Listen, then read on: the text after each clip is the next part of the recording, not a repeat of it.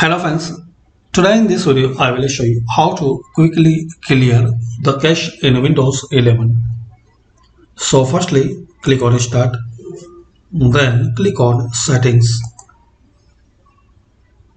Now here guys click on System, then click on Storage. Now guys click on Temporary Files. Now in here click on Refresh. So once you refresh, select Box, select Folders where you want to delete. These all permanently will be deleted.